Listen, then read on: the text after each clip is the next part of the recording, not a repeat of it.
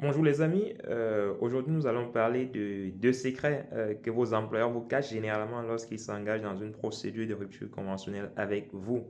Vous devez savoir que normalement, dans le cadre d'une procédure de rupture conventionnelle, les deux parties doivent être d'accord pour que cette rupture, n'est-ce pas, puisse être valable et reconnue par l'administration.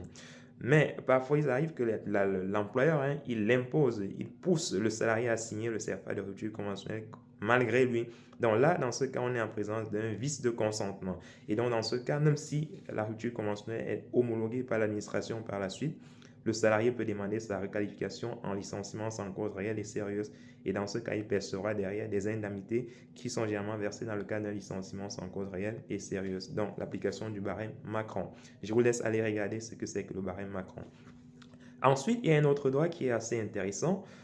C'est que généralement, dans le cas d'une procédure de rupture conventionnelle, les parties peuvent bien signer le contrat, attendre le délai de rétractation et l'administration peut même valider l'homologation. Mais parfois, les parties prévoient dans le certificat de rupture conventionnelle une date de fin un peu plus lointaine.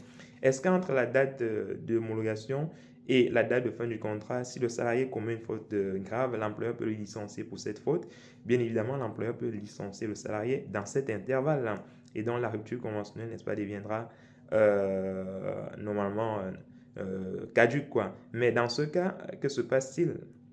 Ce qui se passe, c'est que si la rupture conventionnelle a déjà été homologuée par l'administration, normalement, l'employeur doit vous verser quand même les indemnités qui ont été prévues dans le cadre, n'est-ce pas, de cette rupture conventionnelle-là. C'est de votre droit. Et alors, les amis, vous devez savoir qu'aujourd'hui, beaucoup d'employeurs ne veulent pas que vous soyez au courant de cette décision de la Cour de cassation. Parce que c'est la Cour de cassation qui a imposé une telle démarche. Donc, si vous êtes dans cette situation-là, vous pouvez vous retourner contre votre employeur pour qu'il vous verse les indemnités qui ont été prévues dans le cadre de votre rupture conventionnelle, même si finalement vous avez plutôt été licencié pour faute grave ou pour faute simple ou encore pour faute lourde. Voilà, donc c'est deux secrets importants que vous devez garder à l'esprit et à chaque fois que vous êtes dans une situation similaire, vous devez repenser justement à cette vidéo. Si cette vidéo vous a plu les amis, n'hésitez pas à partager et surtout à vous abonner à notre page. On est ensemble.